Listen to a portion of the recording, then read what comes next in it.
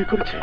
হ্যাঁ, কেন করেছে, কি জন্য করেছে তুমি পরে শোনো। তুমি আগে আমার সাগরকে বাঁচাও। তুমি তুমি কি বলছো মমতা? হ্যাঁ, যা বলছি তুমি তাই করো।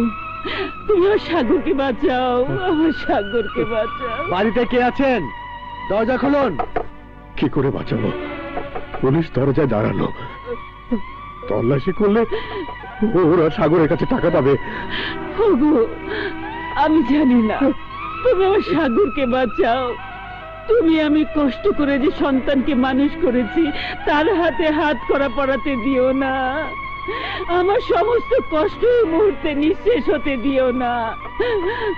কি হলো? বাড়িতে কে আছেন? দরজা খুলুন।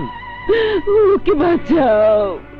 সাগরকে বাঁচাতে গিয়ে তুমি যে কষ্ট পাবে, সে কষ্ট সহ্য করতে পারবে তো? হ্যাঁ, মায়ের কাছে সন্তান জন্ম দেওয়ার চাইতে বড় কষ্ট আর কি আছে?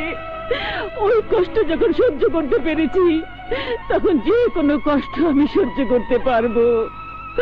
তুমি শুধু আমার সাগরকে বাঁচাও, বাঁচাও। বেশ, তুমি গেট খুলে দাও।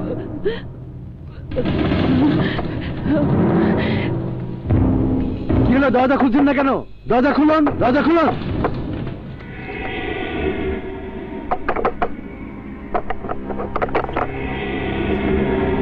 কি হলো? দরজা খুলতে এত দেরি করলেন কেন?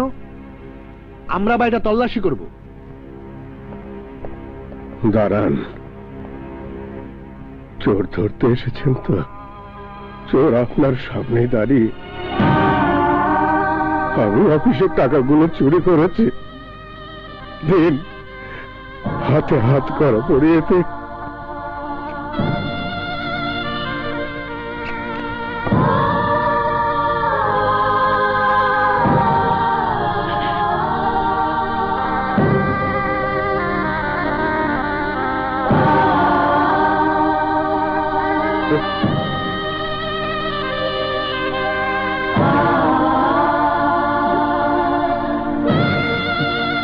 চলো।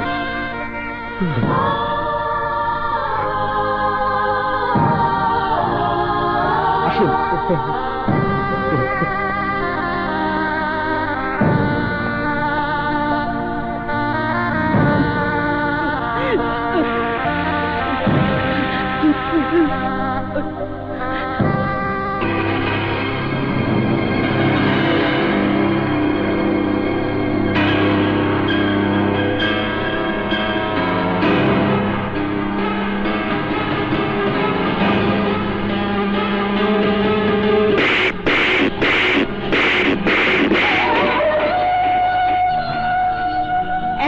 তোর বাবার গলায় রাজু ছুরি ধরেছিল, ওকে আমি চর মেরে অনেক কথা বলেছিলাম। তোর ছবি দেখে ওর মাকে হতভাগী মা বলে তিরস্কার করেছিলাম। সন্তানের মতো সন্তান বলে তোর জন্য আমি অহংকার করেছিলাম। রাজুর কাছে তুই আজ আমাকে ছোট করে দিলি।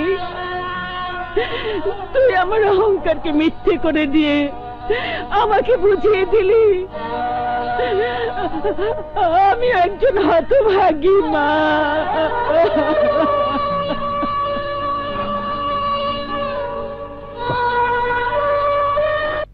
এসো। আরে কই নিয়ে যাও আমারে? আরে চলো না, গেলেই তো দেখতে পাবে। ঠিক আছে।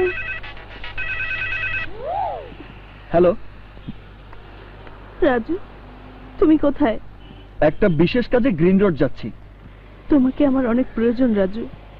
39/2 গ্রিন রোডের এই ফ্ল্যাটে চলে এসো। আমি এক্ষুনি আসছি।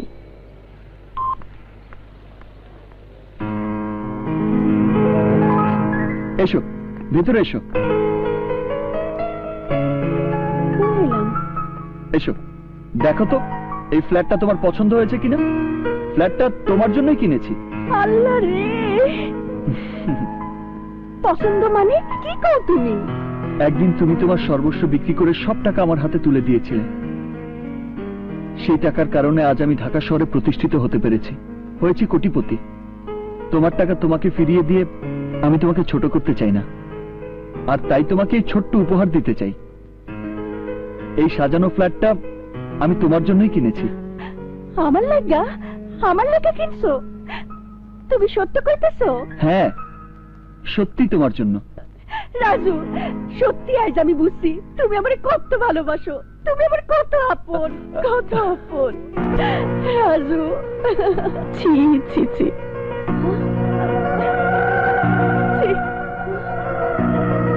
তুমি তাহলে এই দৃশ্য দেখানোর জন্য আমাকে এই বাড়িতে আসতে বলেছো? এসব কি বলছো তুমি? আমার কথা শোনো। কি শুনবো?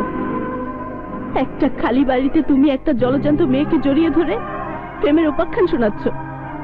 আমি কি কিছুই বুঝি না? ললিতা প্লিজ। আমার মা ঠিকই বলেছিল, বলেছিল তুমি একদিন আমাকে ঠকাবে। আজ তুমি শুধু আমাকে ঠকাওনি, আমার ভালোবাসাকে নিজের হাতে গলা টিপে তুমি খুন করেছো। আজ বুঝতে পেরেছি আমার মা ছিল সঠিক, আসলে আমি ভুল করেছি। ললিতা, তুমি কোনো ভুল করনি। করেছিলাম, কিন্তু আজ সব ভুল আমি শুধরে ফেলবো। আজকের পর থেকে তোমার আমার মাঝে আর কোনো সম্পর্ক থাকবে না। আমার মন থেকে তোমার নাম আমি চিরতরে মুছে ফেলবো। ললিতা, খবরদার, তুমি আর আমার পিছু নেবে না। আর যদি নাও তাহলে আমার মরা মুখ দেখবে।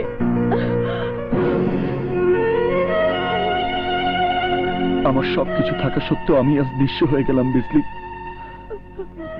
সামান্য ভুলের জন্য ললিতা আমার জীবন থেকে হারিয়ে গেল। হারিয়ে গেল আমার সব ভালোবাসা, আমার প্রেম, আমার সব। সাগর, সাগর, মা, তুই মনে হয় ভুল করে অন্য কারো শাড়ির প্যাকেট নিয়ে এসেছিস। ভুল করে না মা, এটা তোমার জন্য এনেছি। আরে বোকা, এটা তো সাদা শাড়ি, বিধবা শাড়ি। এই শাড়ি তুই আমার জন্য আনবি কেন?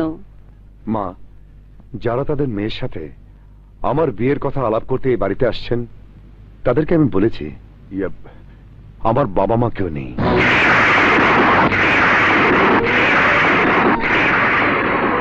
বলেছি ছোটবেলা থেকে আমাকে দুঃসম্পর্কের এক বিধবা আত্মীয় কোলে পিঠে করে মানুষ করেছে।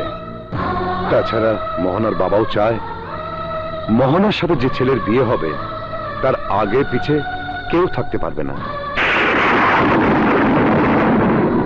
আমার বাবা জেলখানা, চুরির অপরাধে জেল খাচ্ছে। কোন চোরের ছেলের সাথে কি কোন ভদ্রলোক তার মেয়েকে বিয়ে দিবে? সাগর,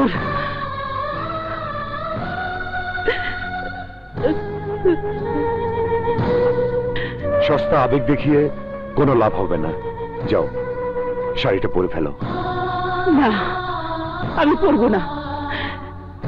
আমার স্বামী এখনো বেঁচে আছে। আমার জন্য পরবে, আমার জন্য তোমাকে পড়তেই হবে। না, আমি পরবো না।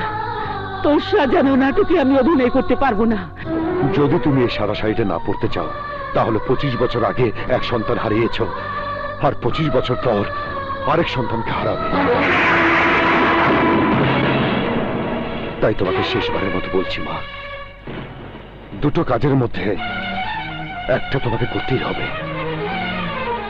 হয় তুমি আমার মঙ্গলের কথা ভেবে সাদা শাড়িটা পরবে, আর তা না হলে সাদা শাড়িকে কাফন বানিয়ে মা হয়ে সন্তানের লাশে কাফন জড়িয়ে দিবে। বলো কোনটা চাও? বলো মা, তুমি কোনটা চাও? মা হয়ে সন্তানকে কাফনে জড়িয়ে দেওয়ার ক্ষমতা আল্লাহ আমাকে দেননি, আর তাই তোর জন্য আমি সাদা কাপড়টা পরে দেব।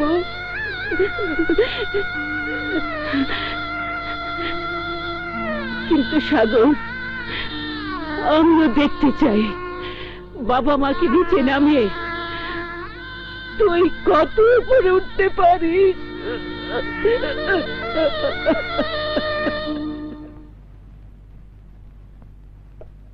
সাগর, তুমি যে তোমার এক দুঃসম্পর্কের আত্মীয়ের কথা বলেছিলে, উনি কোথায়?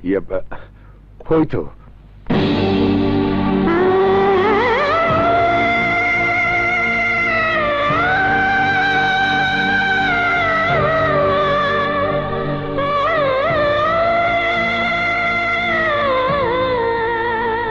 উনি ওনার কথাই বলেছিলাম। আমরা ঠিক করে এসেছি সামনে শুক্রবারই বিয়ে। সাগরের কাছে নিশ্চয়ই সব শুনেছেন। আমি সব বলেছি। আমি সাগরের কাছে সব শুনেছি। আপনি ছোটবেলা থেকে সাগরকে দেখাশোনা করেছেন, বড় হতে সাহায্য করেছেন, আর তাই আপনিও সাগরের সঙ্গে আমার বাড়িতেই থাকবেন।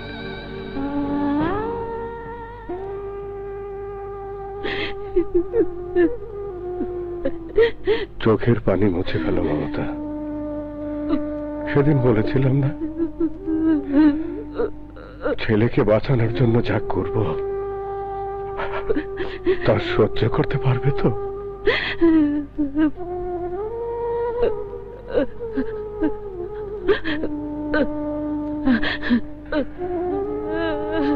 কেঁদো না মমতা। যে সন্তান আমাকে চোর,